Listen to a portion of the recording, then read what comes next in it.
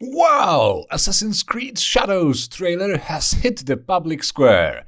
In the face. Following up with insults and virtue signaling. I'm as excited as that one time last week when I woke up in the morning and said to myself, well, that's just going to be a pretty normal Wednesday then. I'm as surprised and bedazzled as the last time Joe Biden misspoke.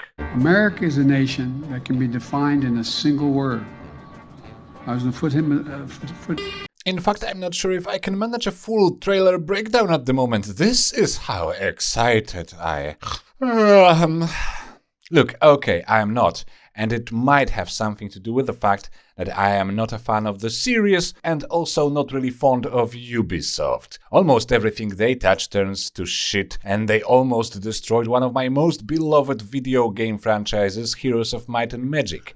Their director of subscriptions once said that gamers would over time get more used to not owning any games they paid for, often paid for several times over, because we have to sell them but not really sell the game in 1,000 little tidbits. The way I see it, the gaming industry is now full of people who always ask themselves if they can do something but never if they should. And Ubisoft is a hellishly blatant example of that. As all disintegrated personalities and narcissist villains do, they too have to continuously remind us and themselves that they are indeed the most virtuous of people who try to fix all the wrongs of society. That's quite obviously because a years-long guilt trip going on in their company, justified or not, making crucial decisions based entirely on your sense of guilt or even self-loathing is not the best of ideas. Even less so when mixed with the usual corporate greed and soullessness. But I digress. The AC Shadows teaser has met a rather stronger position in the virtual world, and as it happens pretty much every time these days, the fiery discussion centered immediately around the character's skin tone and gender. Don't get me wrong, I can fully understand why that is. We do live, especially on the internet, in this enlightened age of mandatory diversity of superficial characteristics, trumping all the genuine diversity of mind and soul. It has as much a power to inspire people or make them rethink their worldviews as a silent fart from 10 years ago. But it has the unlimited power of making people angry and frustrated. So I get it. They made a game set in feudal patriarchal Japanese culture, and the main characters, the main warriors, are a black dude and a chick. Put a chick in it, make her gay! For them to remain incognito, to work from the shadows like proper assassins, everyone in this version of Japan needs an IQ comparable to the temperature of that silent fart from 10 years ago, actually. I understand all that. It's all a fucking fever dream and an unintentional self-parody of self-obsessed clowns. Sure, I get it. I believe a clarification is in order, because each time I bring up subjects like this, there is at least one very special person running headfirst into their keyboard trying to explain to me why they believe I am an evil idiot. To that I have two things to say. One, I already know how stupid and evil I am, thank you very much. And two, I said what the problem is in my mind. The problem is not that they are female or black in a video game. The problem is that in the times of ESG score being a basis for government grants, of people losing their entire careers because they said on Twitter that maybe morbidly obese people are not the beauty standard to pursue unequivocally, of every single dislike being interpreted as racism and misogyny, of overpaid mediocre artists pretending to be cultural revolutionaries for being in a mediocre show in these glorious days of ours, that hostile knee-jerk reaction to certain creative choices is easy to understand. Because a lot of people will immediately assume these two are the protagonists not by the virtue of being interesting and fun characters, but by the virtue of their least interesting, superficial characteristics like skin or naughty bits. I can understand the frustration that comes with the infertile air of contemporary political debate. It has nothing to do with prejudices against these two characters, but rather with my utter distrust towards their creators. A genuine reason to put Yasuke in a game would be, wow, Yasuke was such a cool dude, let's put him in a video game. A disingenuous and soulless in my mind reason is we must show how much we care about canonically oppressed groups. Hence, we need to make this character a member of those groups, because otherwise we won't get that pointless award, and that dying media outlet won't give us a positive review. As a rather cynical person, I always suspect the latter reason to be at play. It's not the race and gender of characters, it's the infantilization of the creative process. Now, if you are still itching to crush my gynism in the comments, by all means proceed with my blessing, but I regret to inform you, you are the reason why YouTube video essays are getting longer and longer over time, because every remotely uncomfortable side remark must be followed by a mini essay within the essay just to accommodate your special needs. So let's move on. I find it to be so fucking funny that, like, everybody is talking about this character whenever the game is $130. And there's a 3-day early access window for this game for $110. Who the fuck cares? Really, like, he's gonna be wearing a helmet most of the time anyway. This is really not the biggest problem with the game. I'm sorry, it's just not. Who cares? I think that they added, Yasuke in, like, I think it is because he's a black guy, right? I think it is. That's probably the reason why. And whenever you see that, it does kind of make it where it's like, okay, well, this is kind of a message that they're trying to put out there. But that's really not going to make me not play the game. We can see both. Yeah, you can say both things are true. Sure. The price is wrong. Yeah, the price is the problem. Fuck the game. Look at the price. My concern, however, is that in this mess we are missing another really important point. Perhaps in the long run, much more important. The point being, this trailer is fucking boring. It is so boring, in fact, I caught myself looking at my watch, and this is less than 4 minutes long. It tells you nothing about the characters other than the chromosome and melanin counts, and in terms of world building, it only reveals the most banal and cliched of messages you can attach to a world of a story. It all comes from greed and power, you see. When did you figure this one out? It's so fresh and unexpected.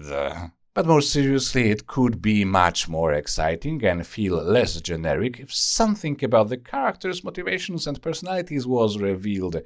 What's that? You say there is something about the motivations in the opening lines of the trailer? Well, let's examine this claim. Our land, our customs, my family burns in the name of unification. Wait, what? Is this finally the game where I get to whack some globalists in the head? Oh, I want a Klaus Schwab boss fight. So that we penetrate the cabinets. But yes, it provides at least one of the characters with at least a shadow of a motivation, correct.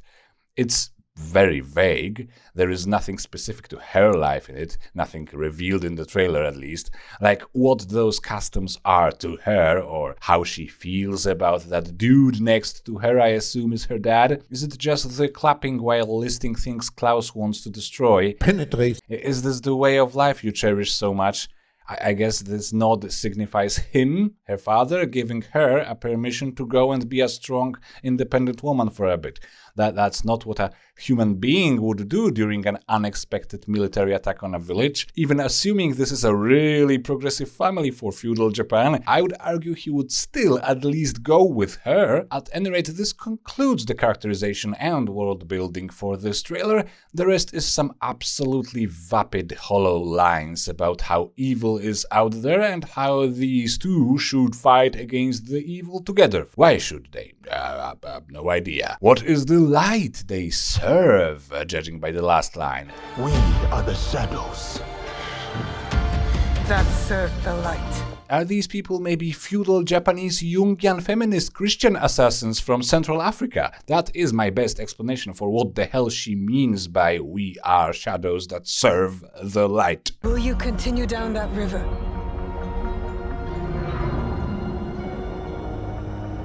Or choose another path beyond what we see?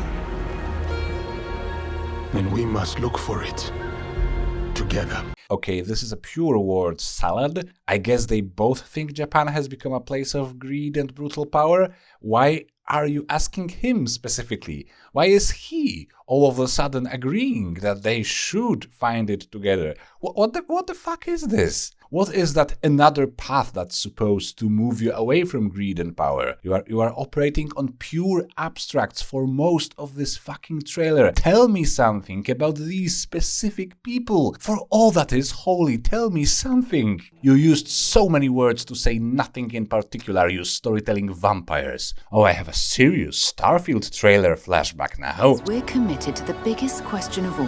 What's out there? Why must you turn my office into a house of lies? Stories are about people, not your half-assed ideas, you dim-witted frauds. Sorry. It's all that Starfield whiplash. And Rings of Power Season 2 whiplash. And Rings of Power Season 1 whiplash. And Rise of Skywalker whiplash and Velma whiplash and... What the fresh hell has happened to pop culture? Please, you don't want to fix it. At least let me mourn in peace. I guess I shall now compare this trailer to one of my favorite video game trailers of all times, The Witcher 3 cinematic trailer. I think it's the best way of making my complaints more intelligible, and it may allow me to preserve some of the sad and broken remains of my sanity. Due to the copyright system, I won't just paste the entire Witcher 3 trailer here. There is a link in the description though, and I encourage you to go pause this video, watch that thing, and come back here for the analysis. Okay, so Witcher 3 cinematic trailer has some extremely efficient writing and storytelling. So efficient, in fact, it could probably justify this fucking wig here in 3 sentences or less. Not a line of dialogue and almost no camera movement is wasted for nonsense. Everything reveals something about the world and characters while preparing a payoff for later. It is a simple but juicy self-contained story told in 3 minutes. It is a masterpiece. But how? We open with a heavily accented voice reading a very harsh death sentence to someone, with a list of terrible crimes that someone has been found guilty of. For the murder of the wounded, looting, cannibalism, you are hereby sentenced to death by hanging or torment. No. In no possible universe I can believe this girl is guilty of all those things or of any of these things. It is technically impossible. It is beyond unbelievable. Yeah, I might be an extremely gullible and or superficial man, but no, there is no way she is guilty. Now, you may say it's horribly stereotypical and simplistic for a masterpiece to use such a cheap psychological manipulation to elicit compassion and protective instincts, but I would argue with the goal of telling a well-rounded story in 3 minutes or less, the blunt force of an overwhelmingly cute woman is perfectly justified, especially that they still manage to introduce a tiny bit of nuance later on, which is most freaking impressive. Most impressive. Don't meddle. Take the reward and let's go. Which implies that this is not the first and only situation when Geralt would possibly like to meddle, and possibly Dandelion is perfectly aware of the possibility of meddling. Tough hunt. Tougher than yours, that's certain. Which is a banger one-liner because it describes both Geralt's sense of self-worth and his attitude towards these thugs, while the shot on the severed head of a monster strongly suggests Geralt's confidence is quite justified. Then we get a short inner monologue, which is the only time this trailer goes into some philosophical mumbo-jumbo. If I'm to choose between one evil and another, I'd rather not choose at all. I don't even need to agree with this approach fully, because I can fully understand why someone could think like this in this specific situation. He decides to simply resist evil, even if it's human evil. He should be protecting humans against monsters, but evil is evil and he will meddle. Then we get into the meat of the story. Give me the meat.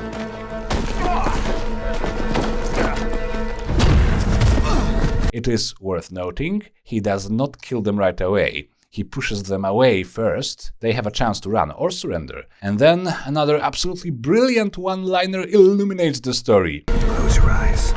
He tells the overwhelming cutie to close her eyes as he sees the thugs unwilling to retreat. I really love this moment, although it probably couldn't happen if this was written with the current year mindset, because what, you bigot, you misogynist? You think a woman is too weak to bear the sight of blood or something? Women are the strongest and the bestest ever, don't you know? The entire situation of a helpless cute woman being saved by a bulky manly man would probably be deemed problematic. Yet it is exactly this problematic dynamic that makes the entire trailer so awesome. As a well-established sexy-gynist, I will have it as a guess, he tells her to close her eyes because he too assumes her fundamental and unbridled innocence.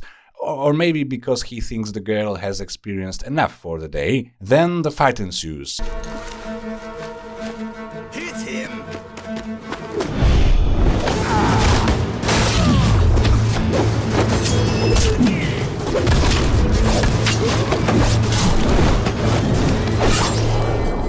Then we have this banger close shot on the girl. It strongly suggests she has not closed her eyes at all. She witnessed the entire bloodbath. Maybe that's what she wanted to see. After the banger shot, we get the final, the triumphant banger one-liner of the story. What are you doing? Killing monsters.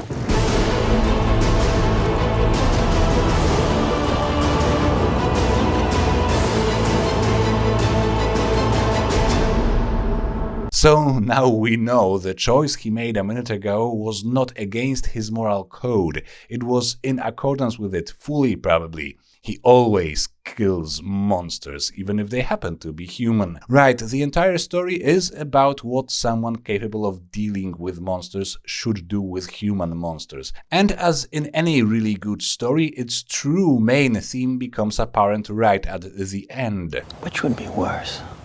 To live as a monster or to die as a good man? Yep, right after we think the trailer is over, we see the main thug is still alive, with a noose made for the cutie firmly placed around his own neck, and her standing next to him. Geralt leaves, and the final decision of life and death, of vengeance, is left to the cutie to make. It is, in the final analysis, her problem to solve.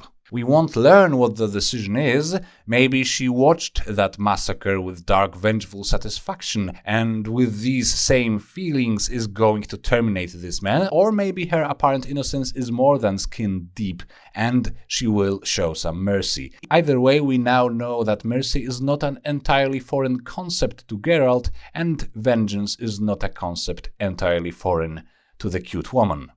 So the trailer achieves some characterization and world building while hinting at the main moral themes and the awesomeness of combat in the game, and all of that without a single, not one, blatantly expository sentence like, "He was in the Amazon with my mom when she was researching spiders right before she died." Now I remember another whiplash. Freaking Madame Web. Why am I surrounded with shit media? At any rate, I hope the purpose of analyzing the Witcher 3 trailer here is quite obvious at this point. The two trailers are almost exact polar opposites, and the Assassin's Creed trailer and the Starfield trailer and a lot of modern trailers are just completely non-trailers, and many other pieces of modern entertainment. Just the endless sea of teasers being completely incapable of teasing, designed to say absolutely nothing about some impossibly vague concepts, and even less, if that's possible, about the story itself, the characters, the world they inhabit, the relationships they share, the ever more disheartening abyss of anti-stories written by AI or people who force themselves to think like AI as to avoid all possible offense. Professional storytellers have become the main enemies of storytelling, and I think it is quite possibly a much deeper and more pernicious problem than people celebrating skin tone diversity becoming enemies of the diversity of opinion. Without good stories, our imagination withers and dies, and without imagination, intellect and will may swiftly follow. So please, can someone just tell a good story?